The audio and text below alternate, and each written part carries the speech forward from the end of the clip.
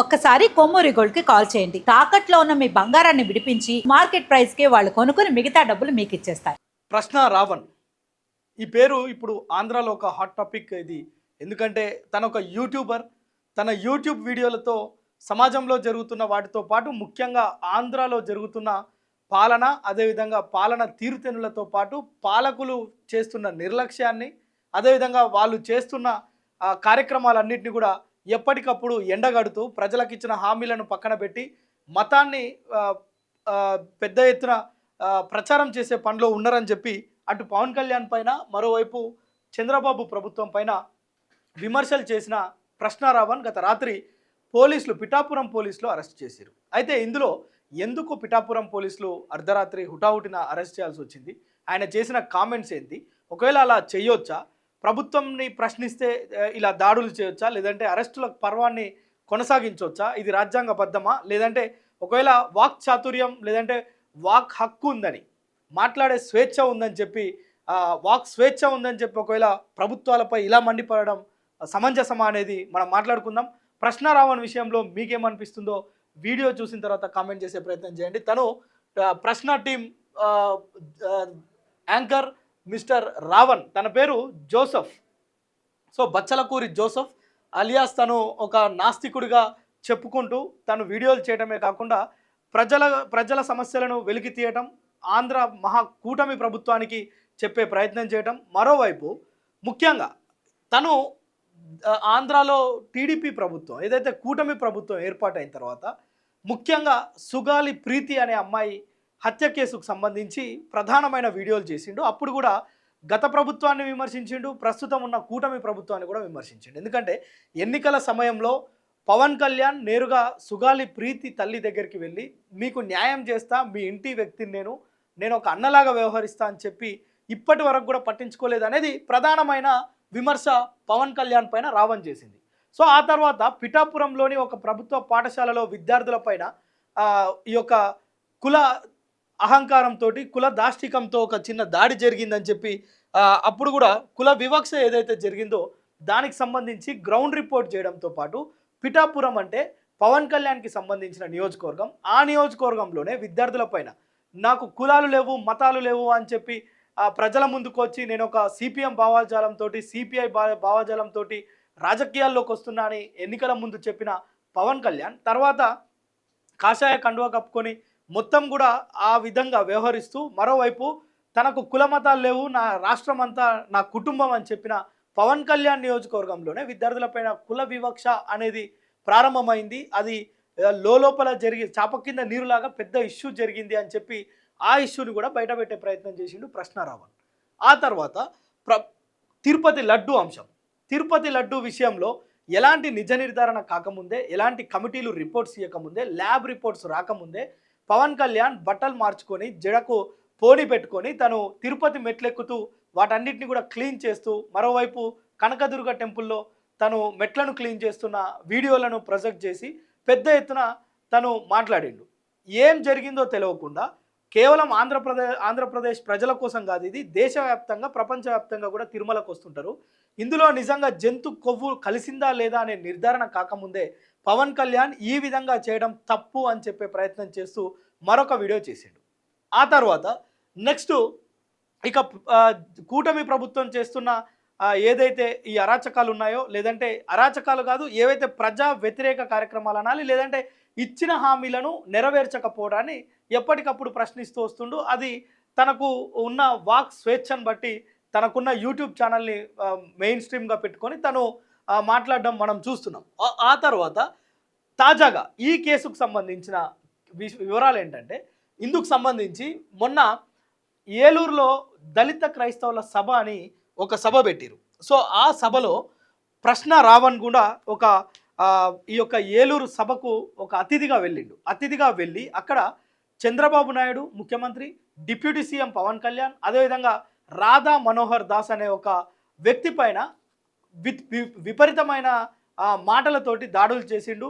ఈ ప్రభుత్వం ఇక్కడ ఎందుకుందు, పనికిరాని ప్రభుత్వం అన్నట్లుగా తన వ్యాఖ్యలు చేసిండు. సో వీటిపైన దీనికంటే ముందే పవన్ కళ్యాణ్ పైన ప్రతిసారి వీడియో చేస్తూ పవన్ కళ్యాణ్ ప్రతిష్టను దెబ్బతీస్తుండు అని చెప్పి జనసేన కార్యకర్తలు గగ్గోలు పెట్టడం, దీంతో పాటు పవన్ కళ్యాణ్ పైన ఒత్తిడి తీసుకురావడం, ముఖ్యంగా రావణ్ను అరెస్ట్ చేస్తేనే ఈ యొక్క విష ప్రచారం అనేది తగ్గుద్ది జనసేన పార్టీ పైన, పవన్ కళ్యాణ్ పైన అని చెప్పి ఆ పార్టీ నుంచి వచ్చిన ఒత్తిడి మేరకు నిన్న ఏదైతే ఏలూరులో జరిగిన దళిత క్రైస్తవుల సభలో రావణ్ మాట్లాడిన మాటలపైన బొజ్జా కుమార్ అనే వ్యక్తి పోలీస్ స్టేషన్లో కేసు నమోదు చేసిండు పిఠాపురంలో.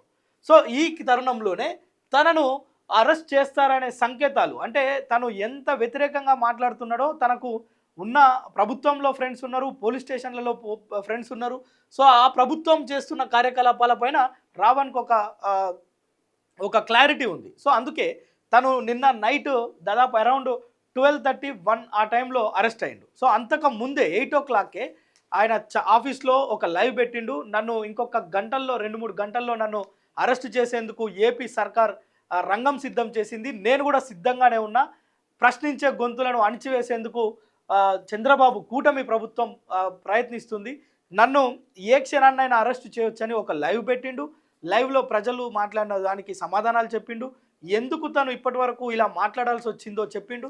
నేను పవన్ కళ్యాణ్కు అత్యంత అభిమానిని అని చెప్తున్న ప్రశ్న రావణ్ తనకు వ్యతిరేకంగా వీడియోలు చేయడం వెనుక అసలు ఏం జరుగుతుంది బ్యాక్గ్రౌండ్లో అనేది పోలీసులు ఆరా తీసేందుకు మొన్న నైట్ హుటాహుటిన తనను అరెస్ట్ చేసిరు. వెంటనే కుటుంబ సభ్యులకు ఎలాంటి మెమోలు లేవు, సమాచారం లేకుండా పంపించారనేది రావణ్ కుటుంబ సభ్యుల ఆరోపణ, టీం ప్రశ్న చేస్తున్న ఆరోపణ. సో ఇప్పుడు నిన్న మొత్తం కూడా ఒక పోలీస్ స్టేషన్ దగ్గర ఒక హైడ్రామా జరిగింది.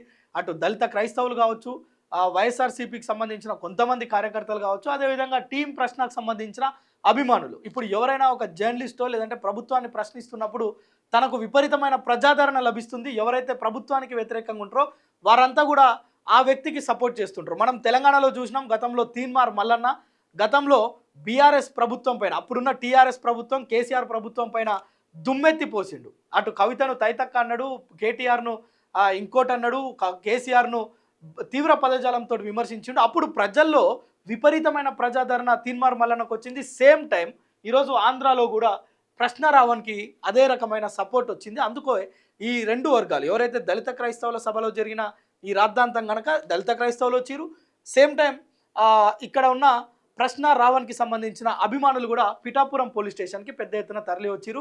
మరోవైపు కేసు పెట్టిన జనసేన కార్యకర్తలు కావచ్చు, కూటమి ప్రభుత్వానికి సంబంధించిన అనుచరులు కావచ్చు, ఈ రెండు వర్గాలు పోలీస్ స్టేషన్ దగ్గర తీవ్ర వాగ్వివాదం చోటు చేసుకుంటే ఆ రెండు వర్గాలను చెదరగొట్టే ప్రయత్నం పోలీసులు చేసిరు. ఎట్టకేలకు దాదాపు ప్రశ్న రావణ్ను అర్ధరాత్రి తీసుకువెళ్ళి 8 నుంచి 9 గంటలు ప్రశ్నించినట్టు తెలుస్తుంది. అంటే ఎందుకు పవన్ కళ్యాణ్ను పదే పదే విమర్శిస్తున్నావు, ఎందుకు మత విద్వేషాలు రెచ్చగొట్టే విధంగా మాట్లాడుతున్నావు, నువ్వు నాస్తికుని అని చెప్పుకుంటూ వేరే మతాలకు సంబంధించిన వ్యాఖ్యలు ఎందుకు చేస్తున్నావు, రాధా మనోహర్ పైన ఎందుకు కామెంట్స్ చేస్తున్నావు అంటే చాలా నిర్లక్ష్యంగా సమాధానం చెప్పినట్లు మనకున్న సమాచారం. మనకున్న జర్నలిస్టులు అక్కడున్న కొంతమంది చెప్పడం ఏంటంటే పవన్ కళ్యాణ్ ముందున్న వ్యక్తిగా లేడు, నేను తనకు ఒక హార్డ్ కోర్ ఫ్యాన్ను, అంతకుముందు చెప్పిన మాటలు కావచ్చు, హామీలు కావచ్చు, తన వైఖరి కావచ్చు ప్రభుత్వంలోకి వచ్చిన తర్వాత లేదు. సో అది నా గమనంలో ఉంది, నేను గమనించిన దాంట్లో పవన్ కళ్యాణ్ పూర్తిగా భిన్నంగా మారిండు కనుక నేను తనపైన విమర్శలు చేయాల్సిన పరిస్థితి వచ్చింది అనేది మాత్రం చాలా క్లారిటీగా చెప్తున్నట్లుగా మనకు అక్కడున్న వ్యక్తులు కొంతమంది చెప్తున్నారు, మనకున్న సమాచారం. సో ఇక ఈ విషయాన్ని పక్కన పెడదాం. ఇప్పుడు ఇక ఇంతకు ముందు ఈ కేసు కాకముందే పవన్ కళ్యాణ్ అనేక సార్లు మీడియా ముందుకు వచ్చి సోషల్ మీడియా వేదికగా ఎవరైనా అనుచిత వ్యాఖ్యలు చేసినా, వ్యక్తిగత హననం చేసినా, లేదంటే ప్రభుత్వాలను కించపరిచే విధంగా మాట్లాడిన, వ్యక్తులను దూషించిన, వ్యక్తిగత దూషణలు చేసిన, సోషల్ మీడియా వేదికగా పెట్టుకొని ఎవరైనా అరాచకాలకు పాల్పడితే కఠినమైన చర్యలు తీసుకుంటాం, మీరు పాతాళానికే, ఇక మీ పని అధోగతే అని చెప్పి మాట్లాడడం. మరొకటి, హోంమంత్రి అనితను టార్గెట్ చేస్తూ రాష్ట్రంలో హోమ్ మినిస్ట్రీ ఉందా లేదా, హోమ్ మినిస్ట్రీ ఉంటే వీటిపైన చర్యలు తీసుకోవాలి, నేనే గనక హోమ్ మినిస్టర్ అయితే అనే మాటలు కూడా పవన్ కళ్యాణ్ మాట్లాడడం కూడా ఒక హాట్ టాపిక్గా మారింది. ఎందుకంటే పవన్ కళ్యాణ్కు హోమ్ మినిస్టర్ కావాలనే ఆశ ఒకటి ఉందా, అనితను తొలగించి పవన్ కళ్యాణ్ను పెట్టాలనే కోరికలు ఏమైనా ఉన్నాయా అనేది దానిపైన కూడా చర్చ జరుగుతుంది. ఓకే, ఇప్పుడు రావణ్ విషయాన్ని పక్కన పెడదాం. ఇప్పుడు ఒకవేళ పవన్ కళ్యాణ్ ఈ అరెస్ట్ విషయాన్ని పక్కన పెడదాం, ఇప్పుడు రావణ్ విషయానికి వద్దాం. రావణ్ తనకున్న సోషల్ మీడియా హ్యాండిల్స్ తోటి, లేదంటే సోషల్ మీడియా యూట్యూబ్ ఛానల్తోని ప్రభుత్వాన్ని కానీ వేరే ఇతర వ్యక్తులను కానీ ఇలా హననం చేస్తూ మాట్లాడవచ్చా, ఒకవేళ మాట్లాడితే దానికి ఉండే శిక్షలు ఏంటి?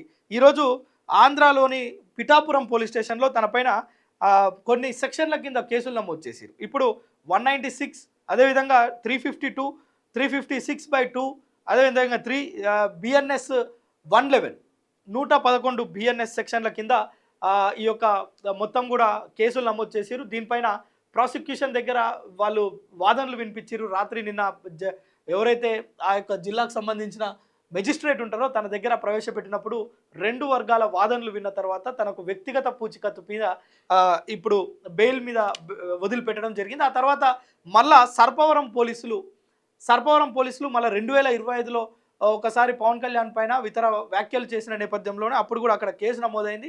సో ఇప్పుడు ఆ కేసులో తనను వెంటనే బెయిల్ పైన విడుదలైన రావణ్ను వెంటనే మళ్ళా సర్పవరం పోలీసులు అరెస్ట్ చేశారు. సో ఇప్పుడు రావణ్ కానీ తిన్మార్ మల్లన్న కానీ ఇంకొకరు కానీ సోషల్ మీడియా వేదికగా ఇలాంటి ఆరోపణలు చేయొచ్చా?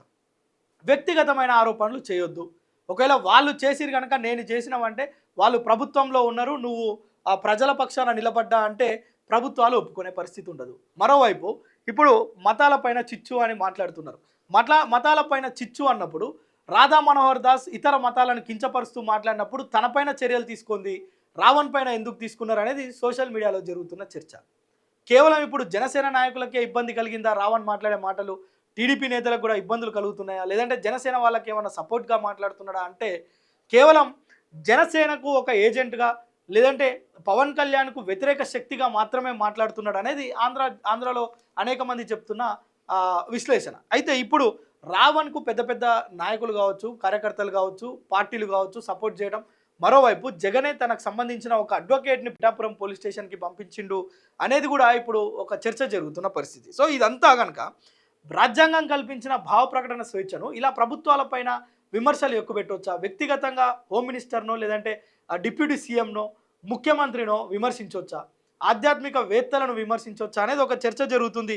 దీనిపైన మతపరమైన వ్యాఖ్యలు చేస్తే సహించబోమని చెప్తున్న పవన్ కళ్యాణ్ నువ్వేం చేసినావు తిరుపతి లడ్డు విషయంలో జరిగిన అంశాన్ని రాద్ధాంతం చేసి ఆంధ్రప్రదేశ్తో పాటు తెలంగాణ దేశవ్యాప్తంగా ఉన్న తిరుమల వెంకన్న భక్తులందరినీ హట్ చేసావు కదా అనేది ఒక చర్చ. అంటే సోషల్ మీడియాలో ఇద్దరు ఒక విమర్శలు ప్రతి విమర్శలు, వాళ్ళు చేస్తున్న కామెంట్స్కి వీళ్ళు ప్రతిగా కామెంట్స్ చేస్తున్న పరిస్థితి. అయితే ఏదేమైనప్పటికీ కూడా ప్రభుత్వంలో ఉన్న పెద్దలు కావచ్చు, కొంతమంది విశ్లేషకులు చెప్తున్నది ఏంటంటే ముఖ్యంగా రావణ్ లాంటి వాళ్ళు కావచ్చు, సోషల్ మీడియాలో జర్నలిస్టుగా ఉన్న వాళ్ళు ప్రభుత్వాలపైన విమర్శ చేసేటప్పుడు సద్విమర్శ చేయాలి తప్ప వ్యక్తిగతమైన హననం చేయకూడదు. అలా చేస్తే ప్రభుత్వాల దగ్గర ఉండే ఆ యొక్క చట్టాలు కావచ్చు లేదంటే అధికారాలను బట్టి వాళ్ళు ఏమైనా చేసేందుకు సిద్ధంగా ఉంటారు. ప్రభుత్వంలో ఉన్న వాళ్ళు కనుక ప్రశ్నించిన గొంతులను అణచివేసే ప్రయత్నం చేస్తారు అని చెప్పి అనేక మంది చెప్తున్న మాట. సో ఇప్పుడు ఈ వీడియో చూసిన తర్వాత అటు రావణ్ కావచ్చు, ఇటు పవన్ కళ్యాణ్ కావచ్చు, జనసేన కావచ్చు, ఈ రెండింటి మధ్య ఇప్పుడు జరుగుతున్న ఒక హైడ్రామా కావచ్చు. పిఠాపురం పోలీసులు అరెస్ట్ చేసిన తర్వాత బెయిల్ పైన విడుదలైన వెంటనే మళ్ళీ సర్పవరం పోలీసులు అరెస్ట్ చేశారు. మళ్ళీ ఇప్పుడు ఈరోజు సాయంత్రం వరకు మెజిస్ట్రేట్ ముందు ప్రవేశపెట్టాలి వాళ్ళు విచారణ చేసిన తర్వాత. సో ఆ తర్వాత వాదనలు వింటారు. ఆ తర్వాత వాదనలు విన్న తర్వాత బెయిల్ వస్తుందా రాదా అనే విషయాన్ని మనం పక్కన పెడితే కనుక ఈ ఎంటైర్ ఎపిసోడ్లో జనసేన చేసేది కరెక్టా లేదంటే రావణ్ లాంటి వాళ్ళు ప్రశ్నించడం తప్ప అని మీకేమనిపిస్తుందో కామెంట్ ద్వారా తెలిపండి.